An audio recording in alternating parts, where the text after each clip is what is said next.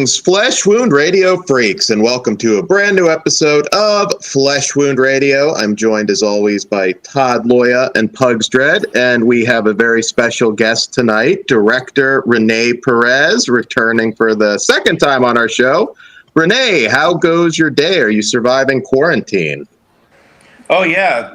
Everything is great. I'm supposed to be filming right now. That's the only problem, but other than that, I'm just, spending time with my wife and kids here at home, so it's great.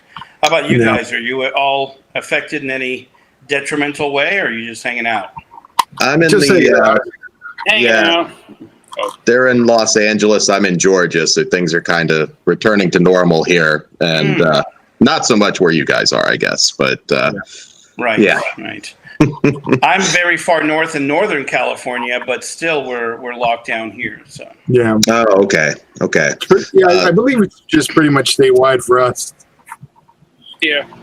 Yeah, still, I think you guys got till like at least into May, I believe, last I heard. I'm on kind of a news blackout. But hey, Rene, the film you're working on, how far along was it? Was it in pre-production? Where did it stop you because of this damn quarantine?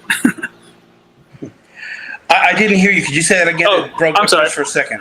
What part of the? You said you're supposed to be shooting something. How far along were you? Is it pre-production or actual production? I was about a week away or 2 weeks away from having to roll camera. Mm-hmm. I would have been done by now filming, but yeah, it happened right as, and it's weird because I have to do 3 of these movies a year in order to, pay my mortgage. And most of the time I am home. But this just happened to hit right when I was supposed to be, packing up my equipment to go out and film. So very bad timing in my case. But, Yeah, that sucks. yeah. All right, but you're good to go when the shit clears up, right? Hopefully. Oh, my actors and I are ready. I mean, we got our bags packed. We're just ready for the word. I don't know if you guys all had a chance to see The Insurrection, but we do talk about a virus. It's a movie we filmed in 2019, and we talk about this government scheme to unleash a virus on the public. So, which that was just me writing bad B-movie plot lines. I didn't think our government would be that lame at creating. I thought they would at least have like James Bond level. not Roger Corman. Right. I mean, seriously, I make the cheapest movies in the commercial world.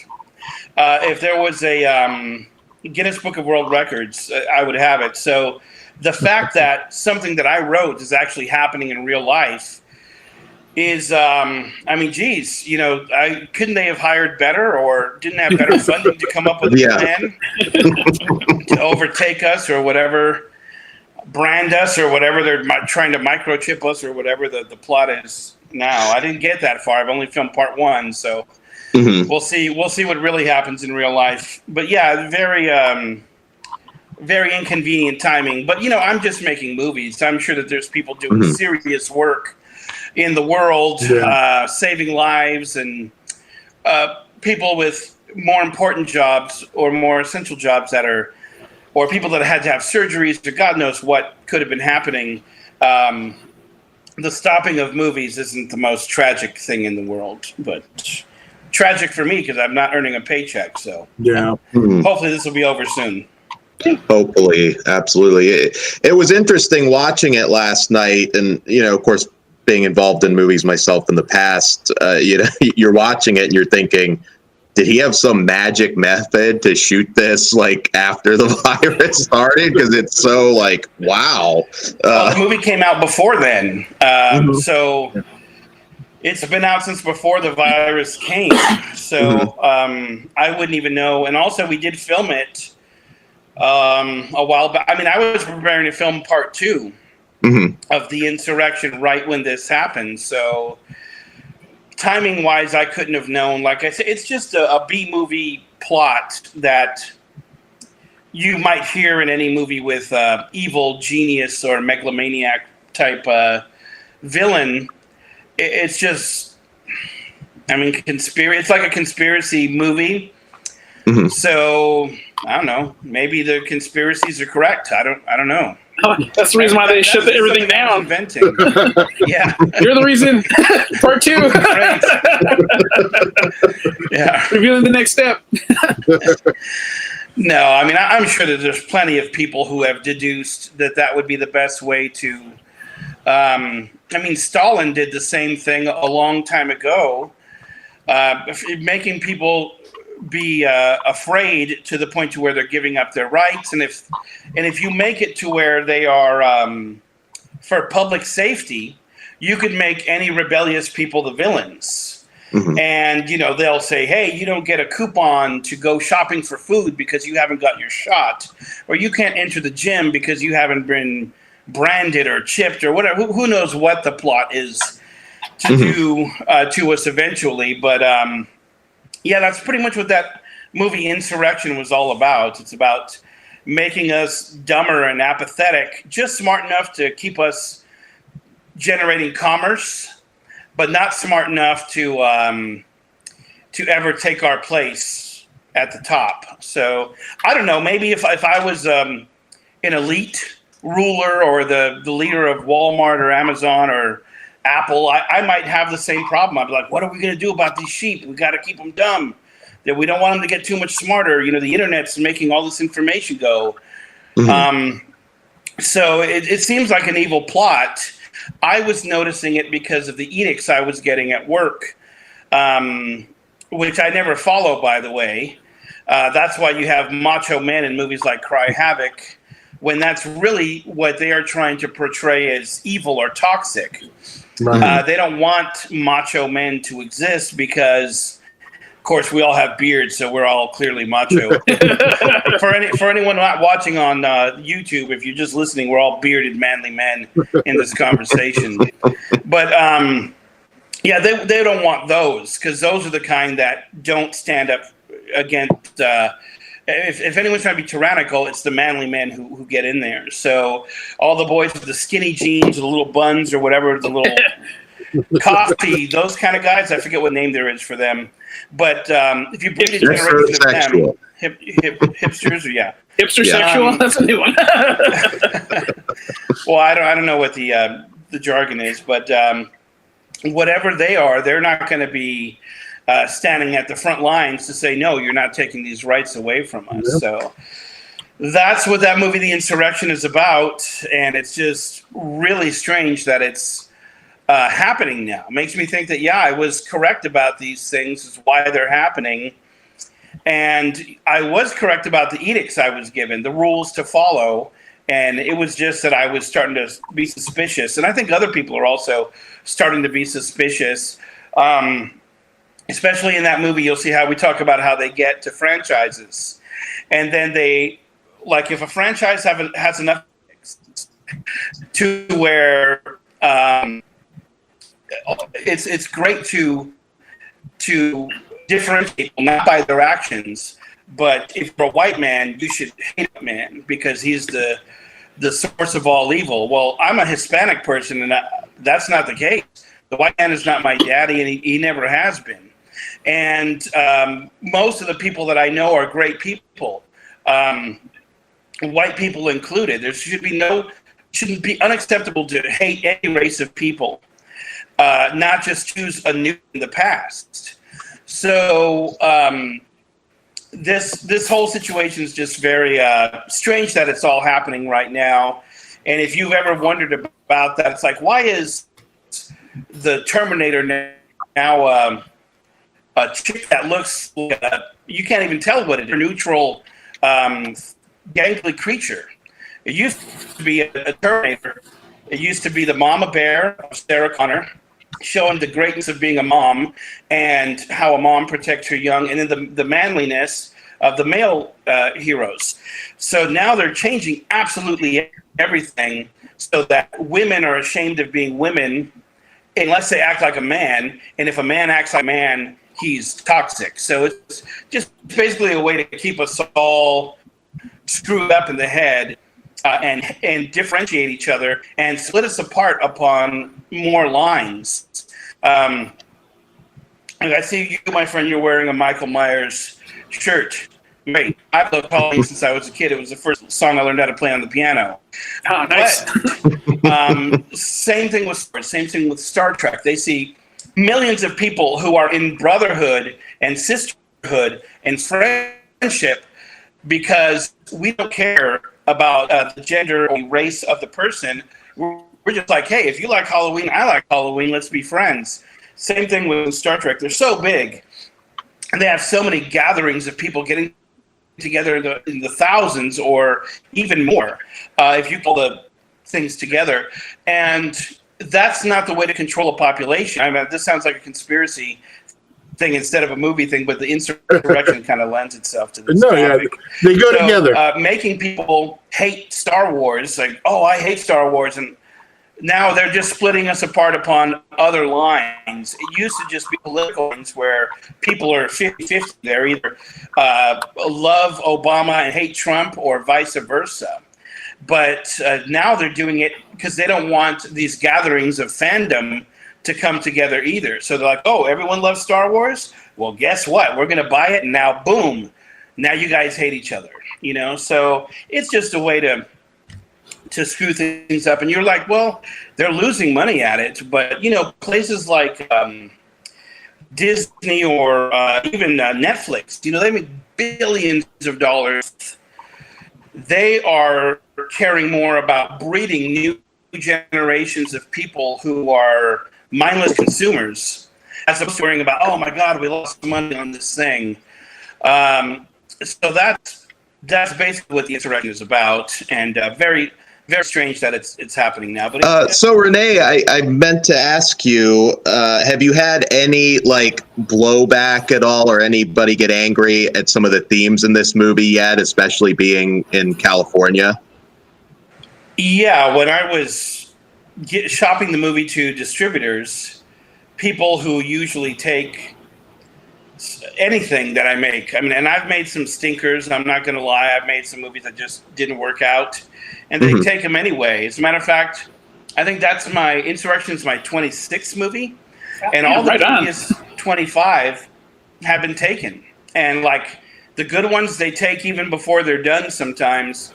And the stinkers, you know, might take a month or so to settle on someone who's giving us a decent enough deal. But I've never had anyone actually get angry about things. They really seem to feel betrayed, like if I'm betraying people. And And I'm like, well, hey, if this villainy is not really you, then why are you getting mad? Mm-hmm. If you're getting mad, maybe you're the villain here and rethink your life, you know? But yeah, it's been very angry. That's how come we had to release the movie, because time was elapsing and the movie was just getting older and months were passing. And we're like, you know what, just put it out ourselves. The only distributor who didn't want to take it wanted to reshoot the conversations, the interview conversations. And I was like, whoa, man. That's the most important part of the movie. Yeah, the movie's about an interview. You want to change that? And I don't know what they would have changed it to, but they were willing to pay for everything. I've never had anyone willing to repay for anything. You know, I've had movies where a cord, you could see a microphone cord, and you're like, God, if I only had the extra $60 to pay an effects guy to erase that. And they're like, nah, leave it in.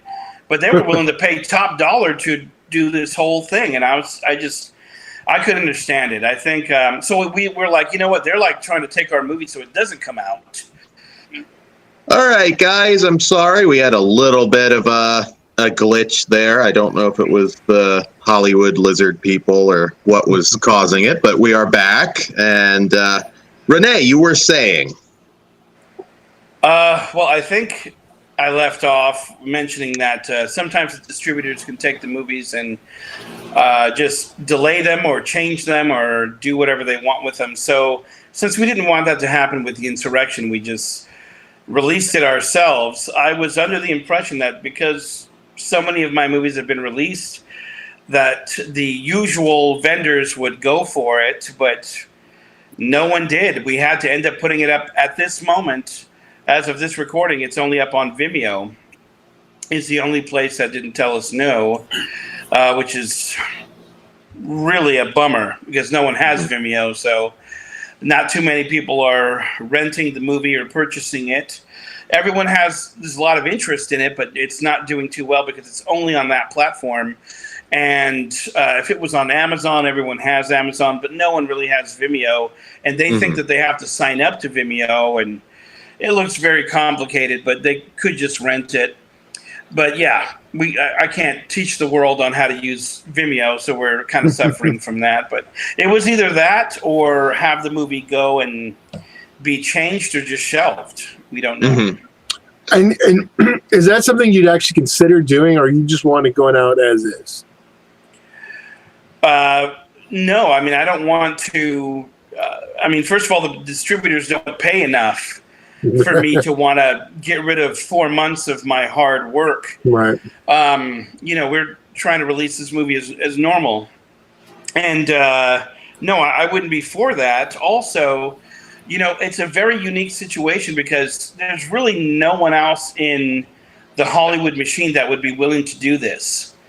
It's only me. I'm a weird guy who doesn't have ambitions for Hollywood. I've never gone there. I don't have agent or manager. I'm a weird thing that is happy making B movies for the rest of my life. Very happy life, and wife and kids and land and trees, and I don't really need to be on a red carpet. I've never desired that sort of thing. So I'm the only one who's willing to say these things, as far as I know. I've never met anyone else willing to give up any secrets. So it's a very unique thing, and I'd hate for it to go unnoticed the way it's been so far. Very few people have seen it, and you guys are one of the few people who are talking to me about it. Like, I've spent this entire week doing promotion for Cry Havoc, and that's great because I'm very happy with Cry Havoc, but it is a really gruesome, violent, murderous, extreme horror movie. And the fact that is so wildly accepted and Insurrection is not accepted, which it's almost a PG-13. I think there's some nudity in the Insurrection. And of course there is some death, but it is not as much nudity as in Cry Havoc, and not nearly. And the same with the horror. It's not as gruesome. I mean, the Insurrection is just an action movie. It could literally be a PG-13 almost, except for a few of the gunshots to the face and the boobs. But it's not as or that, yeah. It's not as objectionable as Cry Havoc by anyone's metric, really. I'm glad that there is no censorship, supposedly, so that movies like Cry Havoc can go out to the adult or teen audiences who are ready to see it.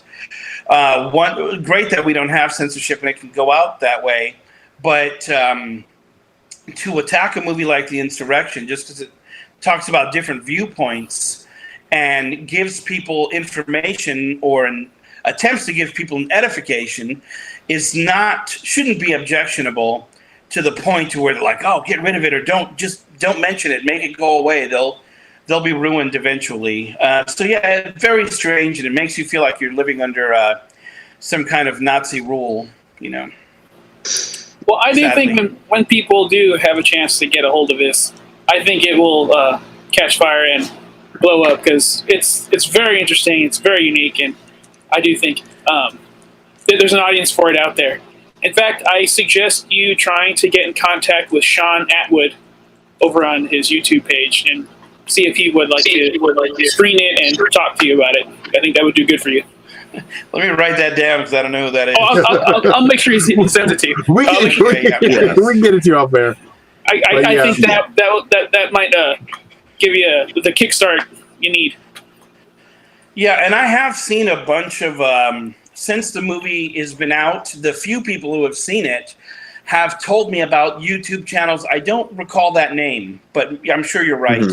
But they have sent me other YouTube channels where people are figuring out what on earth is happening with our beloved franchises. Now, they don't know the actual stuff, but they are noticing the problem. They don't notice that this is part of an insidious plan. You could only know that if you've been let in behind the curtain. I'm reluctantly behind the curtain. But when you make movies for someone, they have to tell you what they're looking for, and they tell you certain things, and you're just like, what? Why would you say such a thing? And it starts to seem, and then you start putting things together, and it all starts to make sense. Oh, they must have said that same thing to the Star Trek people or the Star Wars people. They must have, even the new Halloween was very homogenized. And I mean, I'm a super fan of Halloween, and I went to the movies. I'm like, oh my God, new Halloween. And it seemed like H2O remade again, but I was like, all right, hopefully that's not the case, which it was. And then I went to go see the movie, and I'm like, oh, the drama's very good. Let's get into the Halloween of this all. But it was a very watered down, and I was filming Cry Havoc at the time of that new Halloween when it hit the theater. So my producer and I, the producer from Cry Havoc, his name's Casey Dollar, he and I went to go see, we're like, hey, let's go see Halloween so we make sure we don't copy anything inadvertently. So, and I was going to go watch it anyway. You know, that was just my excuse to get my boss to pay for the ticket. And we went to go see it. We're like, this is like a PG-13 movie. You know, it's like, who is this? Are they trying to get children to watch horror movies now? It doesn't seem logical. So, but I understand now, you know, once you put everything together that you know from information that only you get or people like me get, and you combine it to things that you're a big fan of, and you start to think, you're like, oh my God, they must have told them the same thing. And it makes me even less want to ever work on movies in the Hollywood system, because I just wouldn't comply. I'm too much of a fan of certain things. And even if I was ever to, well, I was actually one time almost led into the bigger, but I failed that test too. So either way, it's just not for me. And because of that, I'm able to give out all this information and say, screw them, you know, I'm not part of the villainy.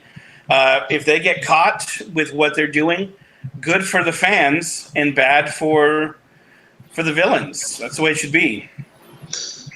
It's interesting right now. A lot of recent shows we've done have sort of centered on films made, in some cases, not even that long ago, you know, less than a decade ago, that can't be made now. And it's quite interesting. I mean, Hollywood films now, you're hard pressed to see nudity.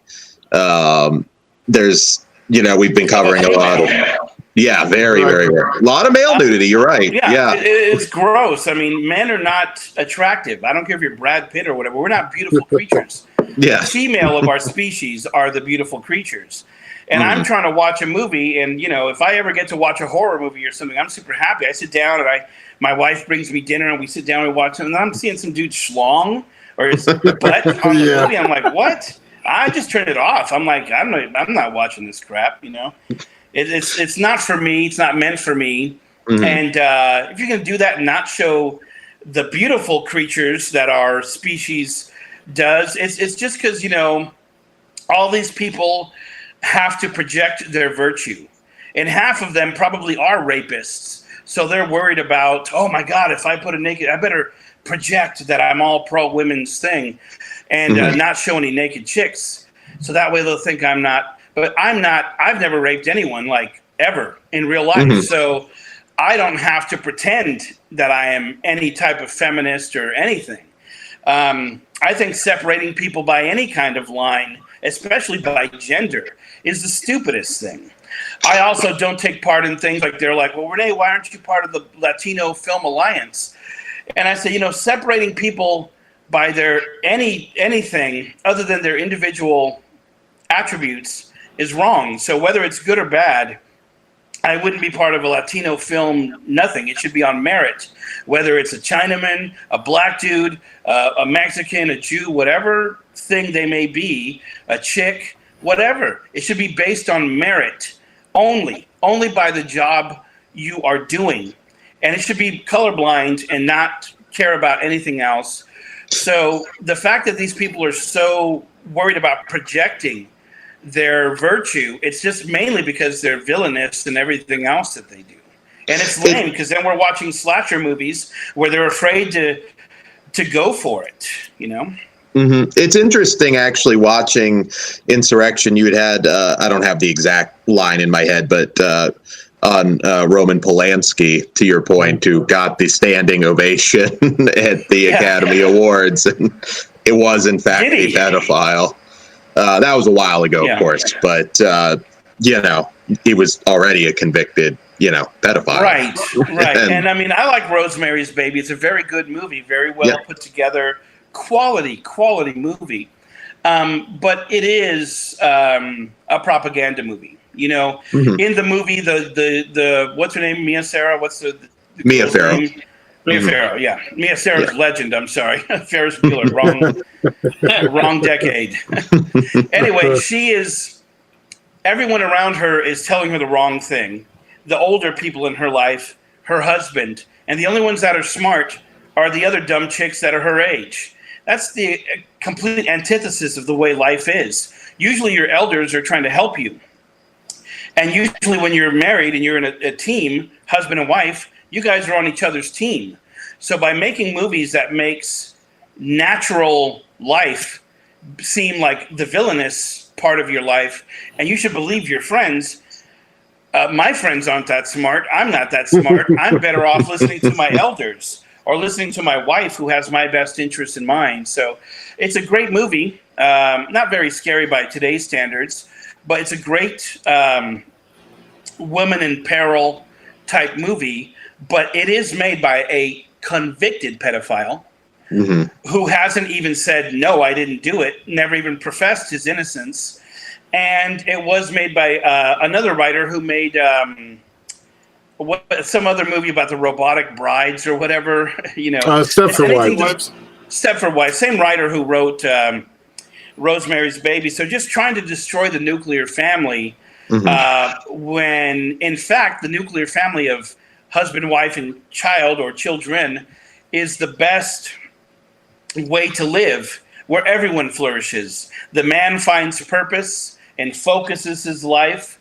The woman does too. Being a parent, I don't know if any of you guys in this conversation are parents, it makes you selfless instead of selfish, We were talking about Star Wars. What are Jedis and what are Sith? Well, the Sith are selfish, and they just want their own desires, and the Jedis are selfless. So one way is a great way to live, and the other way is a self-destructive way to live, to put it into movie terms. And so I'm really fighting against that in the Insurrection and trying to shed a light on that there is an actual gigantic organization known as Hollywood, which is trying to dumb you down and make you apathetic and make you the weakest version of yourself that you could be. Any good heroes that used to project any good virtues are no longer welcome to the table. Yeah, definitely. Lately, that does seem to be the case. There's just, like I said, just a rapid change. Even, you could even go back to the Hangover movies, which, haven't been that long. And some of the humor in there now, I don't think would ever make it, certainly into a Hollywood film. It's mainly 2016 and on, or 2014 is when the information started to go out. 2016 when you started to see the implementation of those things. So you are exactly correct with your time frame. Yes. No, it's very strange. I mean, we were talking we've been doing a series on 80s sex comedies lately, and I don't think we could come up with one, correct me guys if I'm wrong, that could be made today at all, even some of the lighter ones. I mean, yeah, not really. It would have felt the same as it is. No, it's just crazy how rapid. Which were some of the ones that you liked? I think we're all fans of most of them. I mean, even some of the more obscure ones. Which one? Loose Screws, hot dog. Loose Screws, yes. Loose Screws is very, very funny. I have a poster of that one, but I never got around to seeing it. That movie is hilarious. Yes, hilarious. And I think you'd have to cut it down to 5 minutes, maybe, that you could show now. Yeah. Not just nudity, just the general tone of it. Let's segue, because I really am curious. We just, I personally, I don't know if you guys had watched any before, binged all of the Playing with Dolls series. Can you tell us a little bit about how that came about? Obviously, assuming you're a big Halloween fan, as you said, I'm sure that influenced it. It was knowing that you weren't as happy with the first two. I must say, I still enjoyed them. I can imagine, kind of picking out certain bits that might have been cut, but the killer, to me, who I want to call Metal Face, but I don't think you actually officially name him beyond Prisoners. Something. No, the guards call him Havoc, so that's what they started to call him. And Metal Face was just like I was talking about earlier, when the distributor takes your movie and changes the title, and I don't know where they came up with Metal Face. His face is not metal; he just has barbed wire things on it.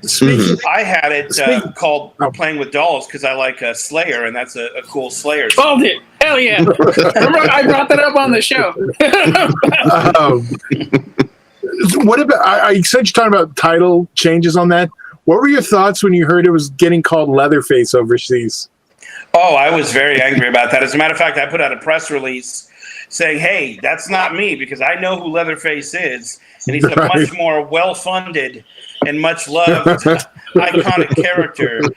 Please don't, and I called, I told I called up that, I forget what their company's called, but if they're listening right now, you guys are assholes.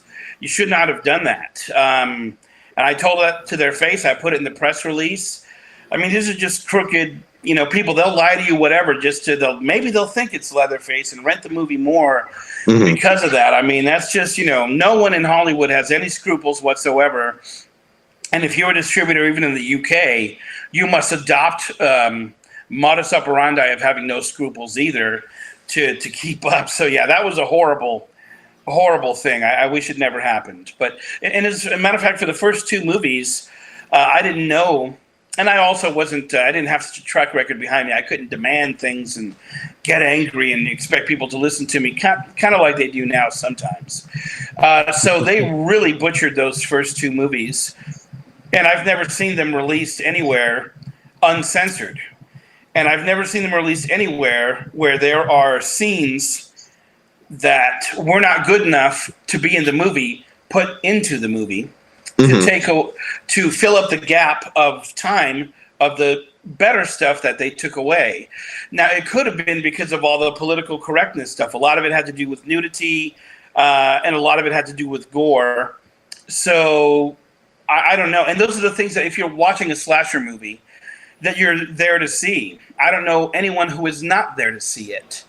And these movies are not made for kids. I have kids, and my kids will never watch. I mean, maybe when they're 38, I'll let them watch the Havoc movies. But, I'm sure they'll sneak around to it when they're teenagers. But these movies are made for people who want to see this type of thing. If you see a guy with Havoc's mask and his machete or whatever he's holding on the poster, you know what it is. And you should be allowed as an adult to watch this kind of stuff. So, yeah, I'm very unhappy with the first two.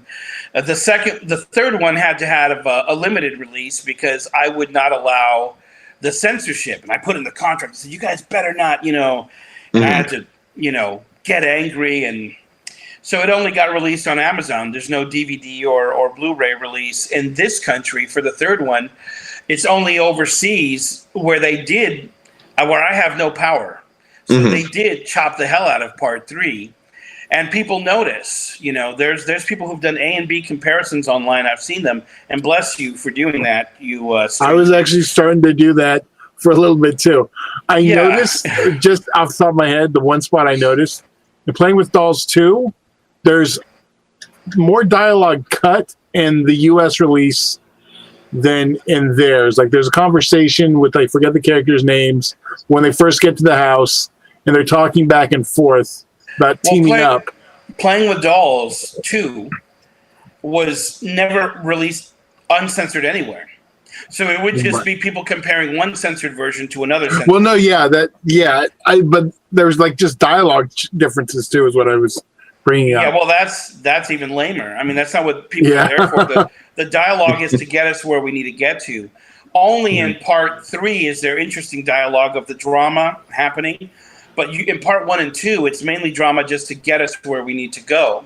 In part 4, there is a sit down between the interviewer lady and our voyeur character, which also is character driven and story driven. But yeah, those first 2, I mean, what a tragedy. I have them on my hard drive somewhere from however many years ago.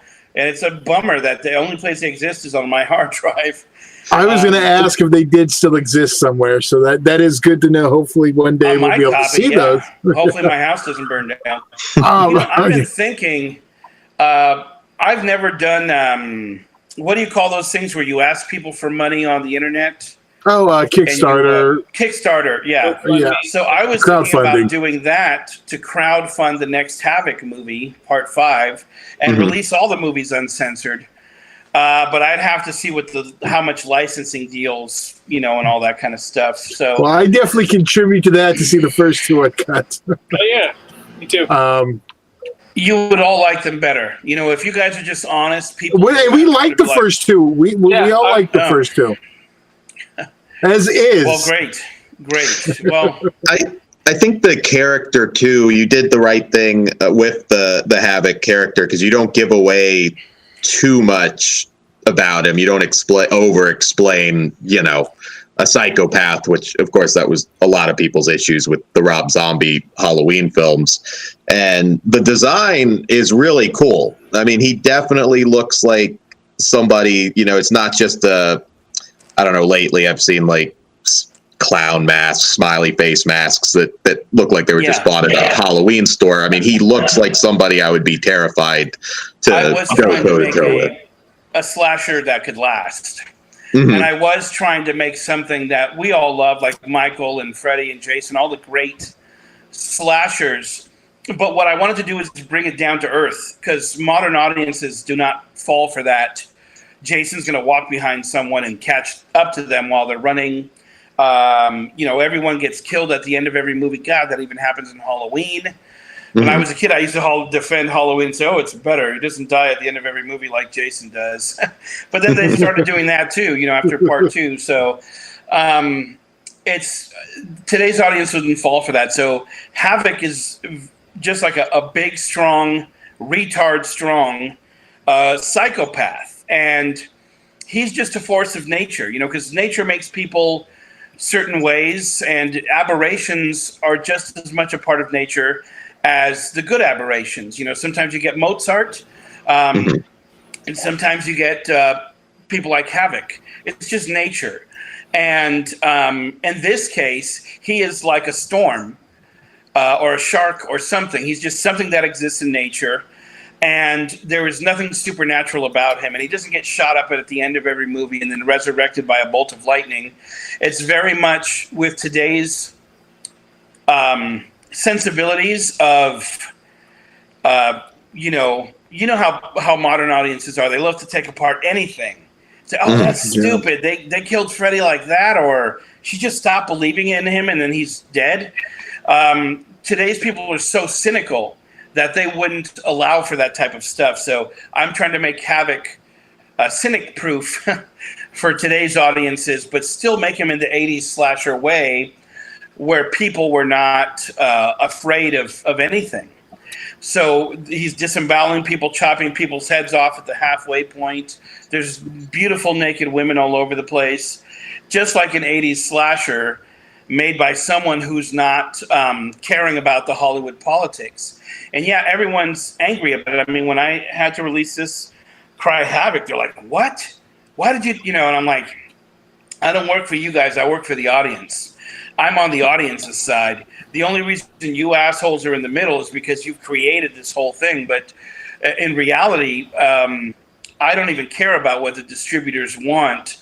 They're just like a side note. It's like, oh, what do I got to do to placate these bastards, these greedy, cheap slithering Hollywood snakes when it's really just me and the audience that I care about and their enjoyment of the movies. Yeah, and it's I should say for anybody that hasn't dived into them yet, it is a continuing series. Of course, Richard Tyson, who I've been a huge fan of his for years, character obviously continues throughout each movie. So there is a flow, but you can jump in if you want and not be lost at any point. I do make them all standalone movies because I know these are like you guys probably never used to seeing movies this cheap. This is like student film thesis kind of cheap. So since I know that they don't have, usually if a movie has a $300 million budget, it has a $350 million advertising budget. If you were doing the Avengers or Spider-Man or Star Wars. And that's how movies are. Like the Blumhouse movies, they make cheap $1 million movies and spend $4 to $5 million advertising them, but then they make $15 million back, so it all works out. My movies get no advertising budget. I mean, we'll be lucky if they get like $1,000 advertising budget because I make what does it matter? People know already how much my budgets are $50,000. So they're so incredibly cheap. I assume that most people have not seen the other ones. So when I'm making Havoc or Dead and the Damned or any kind of sequel, I make it a standalone in. But if you have seen all of them, of course, you are rewarded by having the chronological story. But yeah, it's mainly standalone, or you can even switch the order if you didn't see them right. So it's a chore to try to make that happen. But, sometimes there's challenges. That's one of them. Yeah, could you tell us a little bit? I actually had met Richard Tyson years ago when he was doing press for a film called Big Bad Wolf at Fangoria Weekend of Horrors. And I've noticed he's been in quite a few of your films. I've always thought he was really underrated. What was he like working with? Because he's really, really good, particularly in Cry Havoc. I thought he was pretty intense. Yeah, he had, see, there are people in movies. This is more insider stuff, if you don't mind whistleblowing on it. But there's people who are really good at managing a career in Hollywood, and those are the people that ingratiate themselves. Then there's the people like Richard, who are just, when they're not filming, he's practicing Shakespeare. Seriously. This guy cares about his craft. So when his chance came in the 80s, after, I think, 3 O'Clock High, he was busy trying to be good at his craft, to be the best. But he didn't realize that he should have spent most of his time being like Tom Cruise, who's not a very good actor, but he's really good at, making things happen. Tom Cruise could be a president with his political skills. And that's really what Hollywood rewards. Hollywood doesn't have talent contests. If it did, people like Richard would be at the top. Because he's such a good actor, and he practices his craft, and that's all he cares about. And he is in, A-list movies, obviously, and sometimes he does B movies, and sometimes he does like bottom of the barrel B movies like mine. But he still does such an incredible job.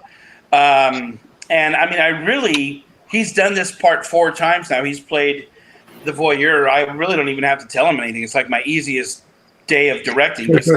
I just have to be the cameraman and maybe remind him of a couple little things, but that's it. He's great. He's Two Moon Junction. I mean, he's been in a lot of really good movies that I think people forget about. He's definitely one of those actors. It's like, go back and look at some of the obscure stuff, because he's done some really Pugs. I know you're Kindergarten Cop, of course, one of his bigger ones. Awesome. Yeah. Who doesn't like that? It's a great movie. It is. So one thing that is particularly interesting about Cry Havoc, and we talked a lot about, I know Robert Bronzy in our previous interview with you for Death Kiss. What made you decide to bring him in to tangle with Havoc? Because I thought that was really cool. I was actually more worried about bringing him in because I was like, these things are pretty down to earth, and like horror movies that could really happen. And I usually don't like to put too crazy things in a movie. So if you have a Charles Bronson guy that you're bringing back to life, which is not really anything you can compare to because it's never been the case. All right. So it's very strange. I was worried about it, but I had a role of a police officer, and it was part of the story. And I was like, what if I called Bronzy? And I called him. I said, well, I got a crazy idea, and he doesn't really like horror movies. He couldn't even sit through the last one of Havoc. He couldn't even sit through that, He was like, "Whoa, why would you do this?" He's one of those kind of guys. But I told him, I said, "Hey, let's film this," and why would he turn it down?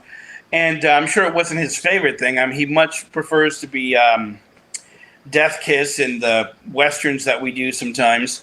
But he was. He came and he fit in really well. Up until I started seeing the reviews and everyone being so happy with Cry Havoc, because I finished that one in 2018, and it's just taken forever to come out because I wouldn't allow the censorship. It comes out digitally. I know on iTunes, May 5th. It's May 5th, yeah.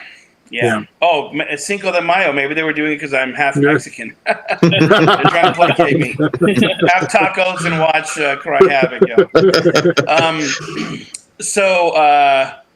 It was a strange thing, and for the longest time I was like, is this going to be too weird to have like this type of thing? But I always make like the first Playing with Dolls was like a 70s horror. Then the second one was like 80s horror. And then the third one, I was like, well, I guess this could have happened in the 90s. And then I was like, I don't like anything past the 80s, honestly. So I just reset and made it like the 70s again.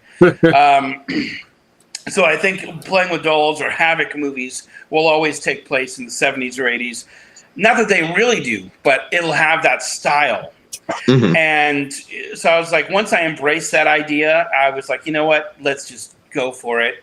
My producer said, cool. And next thing you know, I was filming, Charles Bronson versus an 80s slasher, and it was very fulfilling. I was like, you know what? When you guys walk to each other, it's got to be the manliest thing ever made, because this is basically like Charles Bronson, which is the most macho guy, and then a guy who's like Jason or something, and you guys are going to have to walk down. I was like, this scene has got to put hair on young men's chests, and it's got to turn gay dudes straight. It's got to be the most adventurous thing you've ever seen in your life. I was like, if we can get that to happen, I think everyone will be happy, and I think so. I mean, when I've watched the movie with people, and when those two are walking together, walking at each other, everyone's like cringing in their seats, like, oh my God, what's about to happen?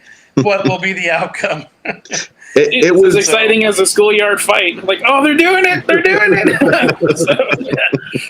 It was, we just did a show on pseudo slashers, which was interesting, where we cover this. And what was particularly fascinating, there was that brief era in the early 80s where, 10 to Midnight, of course, with Charles Bronson, where we put him up against a very sort of Ted Bundy-esque character, and then Silent Rage, where Chuck Norris kind of goes up against I don't know what you would call him, but a superhuman reanimated type thing, engineered guy. Yes. Even Cobra. I mean, Stallone going up against a sort of doomsday cult.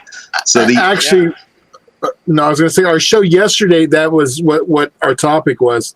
And we actually, your film actually kicked that off with the combining of the two worlds. So we review that at the end of yesterday's show. Yeah. I saw Cobra not too long ago. It stayed mostly in the action, hero side of things. But yeah, they could have easily, because that slasher was pretty good, and his spiky knife. They could have gone more slasher and made it 50-50. I think in Cry Havoc, we did make it 50-50. So that or leaned even more towards the horror. because I think that's where it needed to be. But hey, they're more successful than I am, and who knows? They're probably right. You're probably happier now. Yeah. Oh, anytime I'm making a Havoc movie, I'm happy. Anytime I'm making a Charles Bronson movie, I'm happy. Sometimes I get assigned to movies that I don't want to do, but and I try my best anyway to make them as good as I can. But you can rest assured, whenever you see me doing another Charles Bronson or Havoc, which they'll never come together again, but never say never. But someone snicker there. No plans of that. Let's just say. But you can rest assured that I'm happy if I'm filming one of those or anything with ninjas or anything like that. I just love that 80s canon films type of. Speaking our language. Yeah, you guys like those too? Yeah. Hell yeah. I like good movies too, but you can't go wrong with canon. Yeah, those have a special place in my heart. Another question that I had that I was curious, the actor who plays Havoc, has he appeared in any of your films out of makeup? He's Havoc. Oh, okay. He has, but I don't want to give it away. Okay. But it's always been it's been consistently the same guy? It's been Havoc for a very long time. It's been the same guy for a long time now. Longer than not. Okay. But he is such a beloved guy. Havoc is really my most beloved creation. I don't know why, but people really love him, and I don't want to destroy the image of it. Just like little kids never saw what Darth Vader looked like without his helmet until I don't think I saw it until I was a teenager. I was like, oh, it's this guy. Big bodybuilder, Arnold Schwarzenegger looking guy. And I didn't know what James Earl Jones was. Like, that's a guy from Conan. He's going to be a snake. Yeah. So Havoc is... I saw a video of a little kid who was 7 years old on YouTube. Someone sent me. And you can still find it. It's still up. Of a little 7-year-old boy doing a tutorial on how to make a Havoc mask. That's badass. I mean, it looks like he's just got his mom's phone or something, and I'm like, is anyone watching this child? He's like a little kid. Like, he should not be watching this movie. I didn't even know what to tell him because I was like, let me not comment because I don't want to destroy this kid's dreams, but I don't even know what the psychology is behind that. You got your prequel actor right there. Yeah. Baby Havoc. He'll grow up to make the spin-off and the remakes when I'm old man.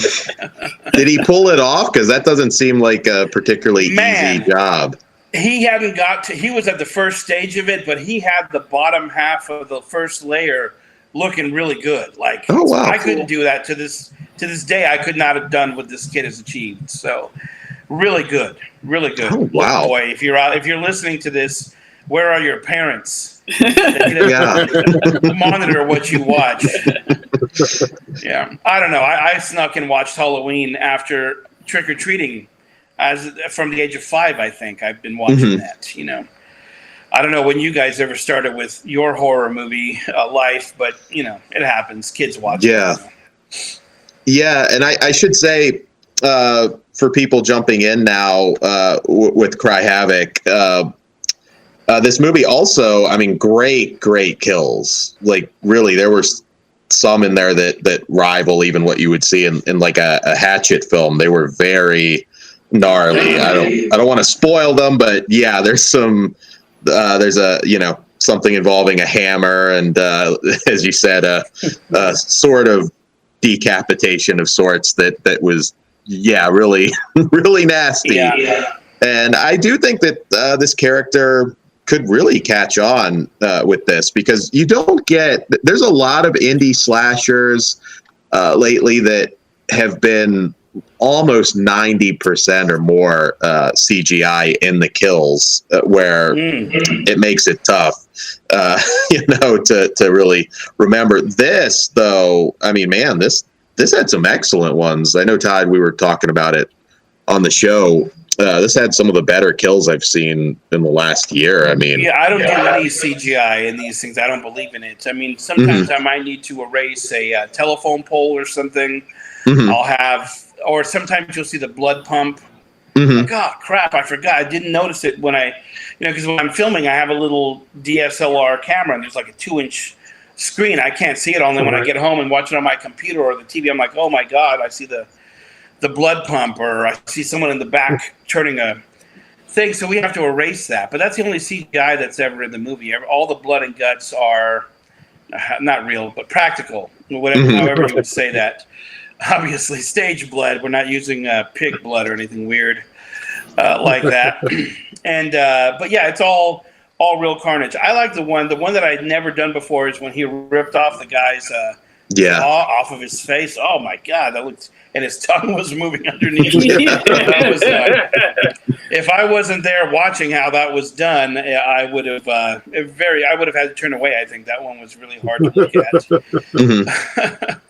But yeah, they're all the real deal, the way that they would have done them in the 80s.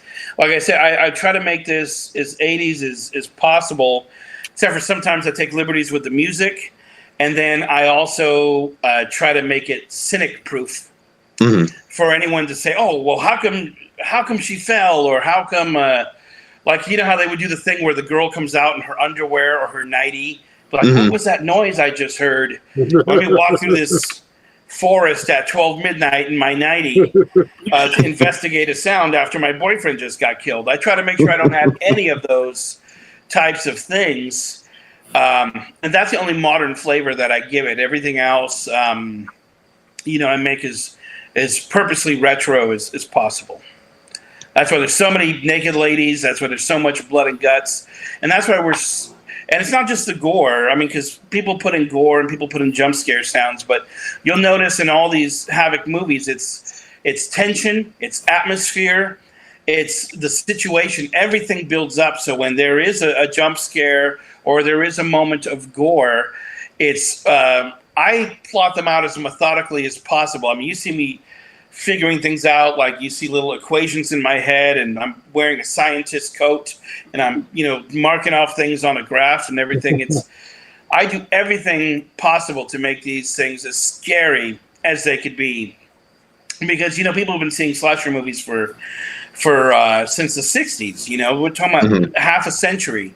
They've been watching slasher movies and Psycho, and you can always guess what's going to happen. I don't think in Cry Havoc, honestly, I don't think in most of them can you guess what's going to happen, because I purposely try to make sure that every scare that comes is well earned, and every twist that may come up is something that you wouldn't typically expect. Of course, you can always maybe guess and shoot and figure it out, but I don't know. Without spoiling it, did you guys guess what would be the outcome of the final battle in Cry Havoc? Because that's one I'm not sure about. I was like, that's only 50-50. People could totally guess one way or the other, but when the two gladiators met, did you know who was going to come out on top? Were you able to guess? I wasn't. I wasn't either. I was just waiting to see what was going to happen. I got to commend you on jump scares, because you got me in each movie. I was too busy focusing on something else, and it happened. So, bravo! Like, it's pretty hard for a hardcore horror fan. Yeah. So, high five. Thank you, my friend. I try. I'm like, I tell people, if you give any of my horror movies, but Havoc especially, if you give it a fair shot, meaning what you should do with any horror movie is turn off the lights, turn up the sound.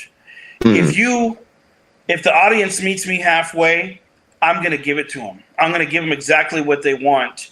But they do got to meet you halfway. I mean, sometimes I see people watching things on their phone and they're doing something else. And I'm like, well, of course you're not going to get any movie, but especially not a horror movie or a comedy movie, because sometimes a comedy might rely on you seeing a gag, and horror relies on you being immersed almost completely. So you're really doing yourself a disservice when you watch a horror movie or a comedy, not that I make comedies, by not giving them your full attention. They really do rely on you. And I'm sure any filmmaker will say that to any genre, but those two specifically are movies that get a physical response out of someone. You watch a kung fu movie and you don't get a physical response, like people shocked in their seats, and you don't watch a kung fu movie to laugh uncontrollably. Only horror and only comedy get real physical responses out of people. So it's horror, especially. Please, people, don't rob yourselves. If you're gonna watch a horror movie, whatever it is, whether it's mine or someone else's, do it in the dark. I'm sure these guys could back me up on that. Turn up the sound. Yes, and put down your phone, I would say. Everybody wants to multitask during pretty much everything now, and you miss so much of the mood of the film when you do that. And yes, it's I don't know, it's frustrating for me, particularly going out to the movies, seeing people, 10 minutes in, I'm like, the movie can't be that bad. You're staring at yeah, I hear everyone complaining about that. Yeah, I don't go too often, and when I go, I usually go with my wife and kids. And we live in a small town, so I don't think people are like that. But everyone I hear complains about, why would I go to the movies when people are just going to turn on their phone and distract me the entire time? So that's really a bummer, especially. Movies are one of the last communal things that we're doing, which I'm sure this virus will destroy that too. And it's a shared experience, and I think people are going to lose a lot of their love that is engendered towards movies now, because it's a communal thing. And you remember how the energy of people reacting to a thing that you thought was cool, and everyone else roars with excitement. It's a type of energy that you get as a musician or as an audience member in a crowd. Because I am also a musician, so I felt that energy being on a stage, getting shot at me, live energy as live music is being done. I've also been at concerts and in movies when incredible things happen and everyone roars with you. It's a great communal experience, and we are so lucky to live in a world where we can indulge in our fandoms. We're out of, like, everyone always complains about, this country, this and that. And I'm like, look, man, if you complain about this country, you wouldn't have survived like in the Wild West, or you couldn't even have survived in this country 100 years ago. You're complaining about this. This is awesome. I mean, I'm of one of what's considered like the lowest races, but I have a white Jewish person's job through merit because I've shown I could do these things. That's as fair as the earth has ever been. And you should not complain about this. This country's awesome. I'm sure we're under the thumb of politicians and tyrants and Walmart and all these corporations, but it's never been better than this. And we can all indulge in our hobbies, and we can watch movies, and we can have T-shirts of our favorite characters. And we don't have to worry about being in the food chain or crazy things that humans have had to worry about in the past. And the fact that they're taking a real dig at movie theaters with people in their phones, I think they should just put like a dampening field over it so people's phones don't work. So when they go in there, they know that they have to shut up and pay attention to the movie and let other people enjoy the movie too. Because they're not in their living room. People act like they're in their living room when they go watch a movie. And they should act like they're in a movie theater with other fellow patrons who are trying to enjoy the movie too. But I doubt they'll do that. I think that would spell doom for the theaters if all the young people knew that they had to turn off their devices. Yes. Unfortunately, now someone smarter will have to figure that how to solve that problem. I don't know. It's doable. There are things that can block cell phone signals for sure. I had an interesting question I was thinking of watching, of course, again, basically binging the whole series. Would you ever consider, and would you have like a dream location to take Havoc, much like, of course, Jason went to Manhattan and space? Have you ever considered putting him in a completely different environment? Well, I have filmed in different countries, and I have filmed in the Caribbean. Might be a place where he could go. Like if the heat is on too much and they have to run, from the law or the FBI, or the FBI would be who's after people like that. And so that might be a place. But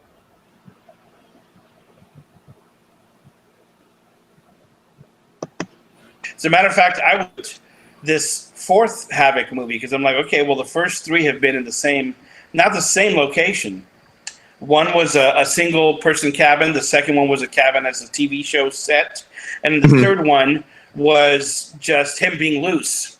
So I was like, so if I'm going back to having him in captivity, I should change something. And then a big fire happened up here in Northern California. I'm sure you guys saw it in the news at the time. And it's like a Holocaust. I mean, we were thinking we were going to have to evacuate our house. And that gave me the nightmare set of an entire burned forest. So if you're able to watch Cry Havoc in 4K or whatever your highest resolution, you're going to see something there that we could have never afforded to do, that no movie could have afforded to do, which is burn an entire forest just to have this macabre looking horror movie set. Of course, I can't do that again for the next Havoc movie, so I don't know. I'm open to suggestions. The Voyeur, the Darkest Machines. The Voyeur buys Epstein's Island. Boom.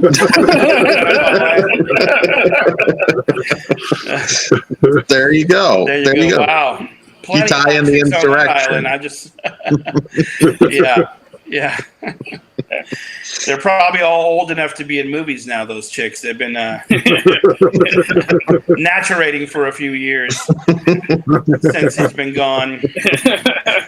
And it ties in insurrection. You tie in the Perez universe.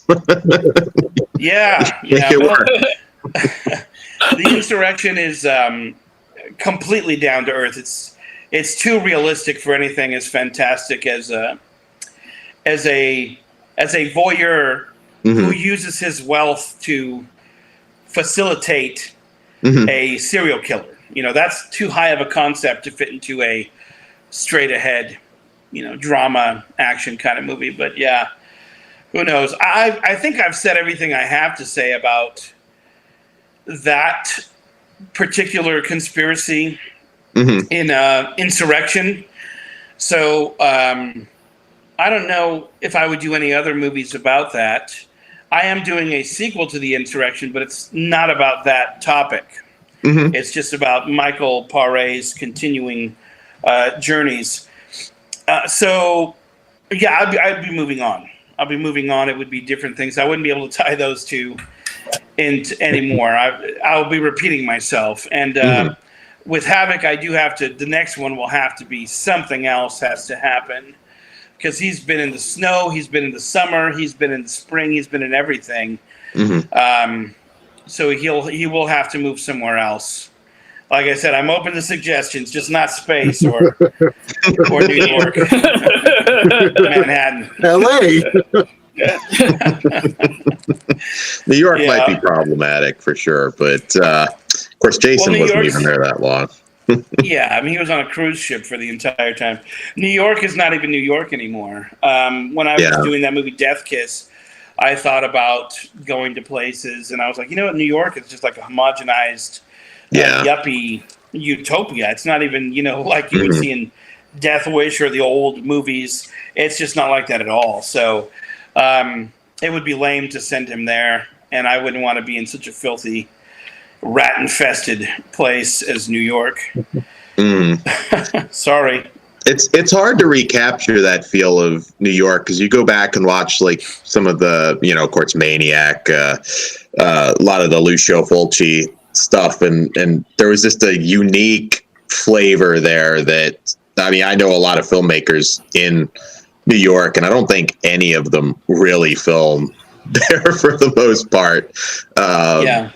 You can't. I mean, permits, the days of Zombie where you could go along the bridge. Now, I mean, you would be nabbed. But it's just so gone now anyway. I mean, Hollywood has the resources to do big things. They need to recreate that Saturday Night Fever world, because how else could you do things like that? And there's movies like not that they would do a movie like Death Wish anymore, or any of those awesome 70s things that we love. Rocky is supposed to be Philadelphia, but just that urban decay is no longer the case. We've advanced, luckily. I mean, New York's only problem is the vermin and that they don't see any sunlight. That's why they're all sick, because no one gets vitamin D over there. They don't see the sunlight, and they're all breathing in smog. And they're all like 5 feet away from a diseased rat. So other than that, it just looks too nice, And Hollywood, they should make a set, like they used to make cowboy sets. Should make a 70s disco set. Let's superfly this thing and make some old. I would rent it. Just throw some trash around. I've noticed you like doing, or that you've been doing interviews in your movies, at least the last two, that are very intense. Are you going to continue doing that for the next Insurrection, or whatever it is that is next? Because you're perfecting your craft, sir, and I was like on the edge of my seat watching those interviews. Oh, thank you. You broke up a little bit there. I'll give you space so you can edit this. But Cry Havoc and The Insurrection are about 3 movies apart. They're being released one right after the other. Insurrection is out now. Cry Havoc comes out like in a week or so. But they weren't filmed that way. But yeah, they do happen to have interviews. The interview with The Insurrection is easy because we have a beautiful, super beautiful, talented actress, Wilma Ellis, being interviewed. And then in Cry Havoc, you have all this macabre information going back and forth with whatever psychopathy that the voyeur character has. And it's coming through the mouth of Richard Tyson, who we all agree is a great actor. So it's really them. When I'm directing an interview scene, there's not much pizzazz I can do to it. Luckily, all the actors involved in that, from the people interviewing to the people being interviewed, happen to be really good, because sometimes I have to work with bad actors and I just have to deal with it. If that were the case with The Insurrection or Cry Havoc, it would have destroyed the movie. Luckily, Wilma Ellis is so great. You could just look at her for hours and you wouldn't even care if she said anything, but much less the fact that she's divulging all this information that really no one who is not part of the initiated or left behind the curtain would know these things. And in Richard Tyson's case, it's so macabre, so crazy, that he feels that he has the answer to his life, the epiphany, through seeing the pure force of nature that Havoc is. It's all very weird conversations. So I'm glad that they didn't seem boring, because sometimes especially in a slasher movie, they just want to get to the scary stuff right away. But I thought if we understood why this man does what he does and why his life depends so much on Havoc doing what he does, that it would give people the insight that they're looking for. Because one thing people always tell me is make a prequel and show how this all started and show where Havoc came from. But I think the mystery of Havoc is part of it. Also, I'm just a mortal human. I wouldn't be able to conjure up. I don't understand. I'm not a psychiatrist or a psychologist. I could not understand what makes a person like that. I can report on persons like that because I've seen them. We've had some real life examples of them, but I could not make the perfect stew. Some people are unhappy with Rob Zombie's Halloween, like you mentioned, because they feel that that's just too typical. Oh, he's abused at home. Oh, he kills animals. It's like, where did you write this from? 5 minutes of Googling what makes a psychopath? I happen to like the Rob Zombie Halloweens. But yeah, they are a completely different feel than the originals, which seemed a little bit supernatural. But, I like the Rob Zombie one. The first one, the second one is really not. Sorry, Rob Zombie. I know you're a cool guy. You're one of us. But the second one I'm not super happy with, except for the intro. The whole dream sequence was great because it was like Halloween 2 wrapped in a nutshell. and then it just became uninteresting after that. But they're not bad. Either of them are not bad. But I could see why a mere mortal man like Rob Zombie, who's a normal dude, as eccentric as he may be, or as I may be, we are not psychoanalysts, and we would not be the perfect people to create what drives a person like Havoc. It's too complicated for me. So, and the mystery, I think, is much more interesting. It certainly kept me interested my entire life with Michael Myers until they brought some kind of satanic cult or something. I tried to erase whatever that one is, number 5 or 6 out of my brain. You know which one I'm talking about. Come on. Yeah. The Curse of Thorn. I like it, but well, it's never bad to see Michael. It's never bad to see him. Yeah.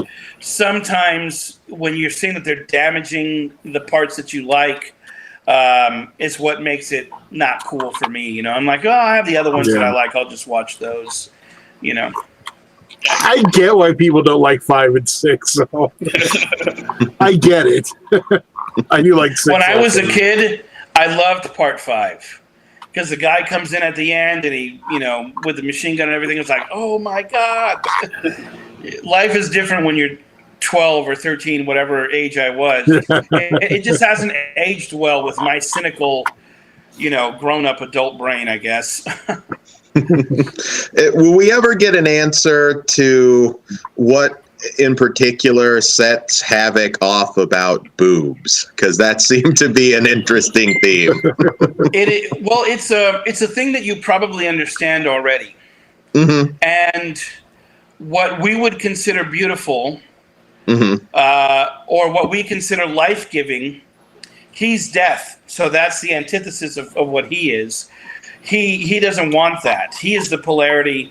He doesn't want life, and that's what boobs, in addition to being what men like to see for our, you know, carnal caveman brains, they're actually a tool of nurturing a child. So Havoc is a creature that, like a lot of people who are afraid of losing to death, they try to control death. Some of them become doctors, some of them become murderers. Mm-hmm. You try to have a dominion over death, like the voyeur has. I don't know what his backstory is exactly that makes him want to have a control over death. But being the wielder of Havoc, who is death incarnate, makes him feel like he was more powerful than nature itself. And Havoc is doing murder for exactly that purpose. So when he sees a woman who not only is the beautiful part of our species, but if whatever happens that he's ripping her clothes off or whatever the situation might be, it repulses him. Mm-hmm. Just because he's that kind of a madman. And I'm too normal to understand why that would be the case. But this is a trait that my favorite character has. My favorite character of all time is Darth Vader. Yeah. And Darth Vader was... You and me are the same, my friend. Vader was afraid of losing his mother, was afraid of losing his position, was afraid of losing his wife, was afraid of losing his son. And like some people do, this is not just in Star Wars, but they become harbingers of death. They become then the incarnation of death. That's why Vader is a death dealer. Because he used to be afraid of death, but now he controls death. He is death. Death better watch out for him now. So that is a lot of what we know about serial killers, and that's as much as my pedestrian brain can understand. And when I saw this in my research for Havoc, and I was like, well, that's what I've always thought of Darth Vader. He is controlling his destiny by controlling death. He owns it. So That's one character that we all know that we can relate to. And we've all had fear of losing this or fear of losing that or anger of not getting the job we're supposed to get. And he was angry for not being a master. And so that was his journey. That's a journey that we all understand. Mm-hmm. And it's a very unique journey because usually they don't make movies about the bad guy, in which they did, showing how, Anakin becomes Vader. And it happens to be consistent with actual psychiatric evaluations of people. And it's one that we all feel inherently. That's why he is such a sympathetic character.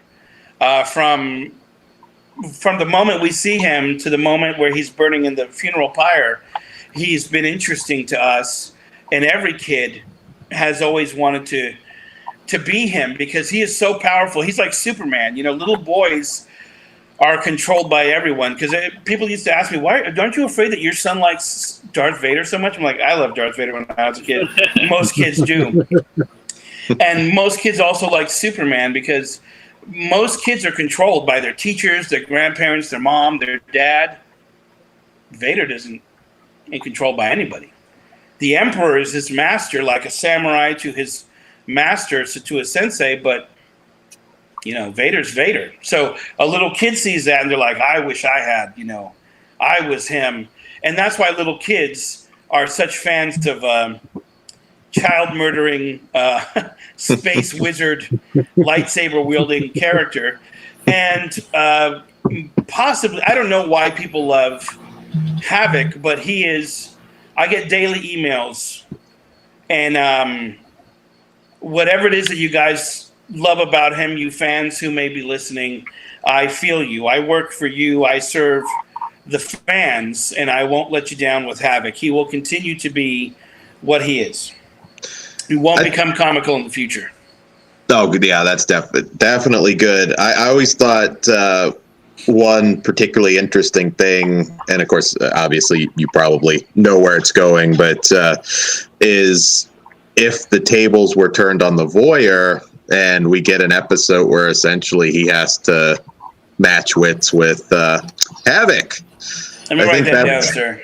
Yeah, there you go. It came to my head. I was like, maybe he kills the wrong person and powerful than him. They get him and yeah, I mean, the voyeur is worried, because the voyeur, he has a thing. I sleep with a gun because you don't know what Havoc's going to do. And we have seen Havoc obey the voyeur because he knows Havoc is not completely gone. Mm-hmm. He knows that if he bites the hand that feeds him, like a rabid dog, might be completely uncontrollable. But a vicious dog will know not to bite the hand that feeds him. But who knows how long that will last? The voyeur might not live as long as Havoc.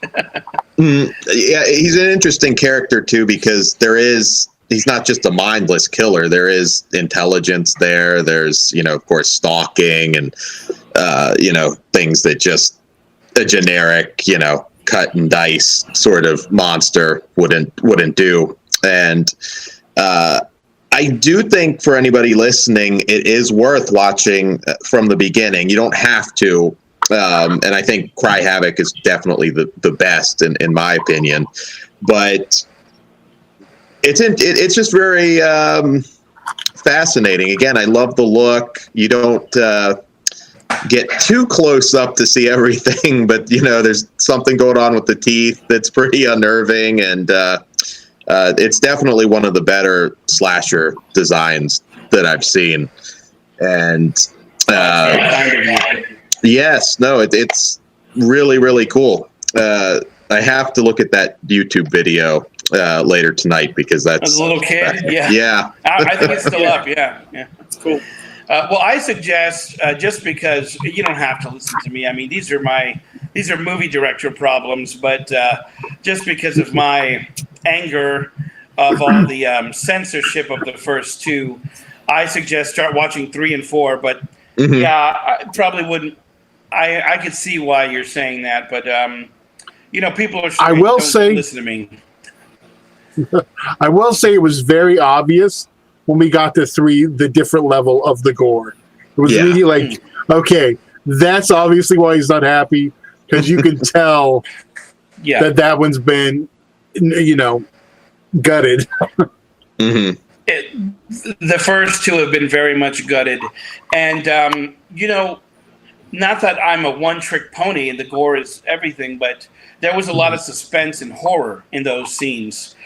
And basically that's what slasher movies are. So you take that out. I mean, I don't have an allegory for it, but, it's like taking the jokes out of a comedy movie.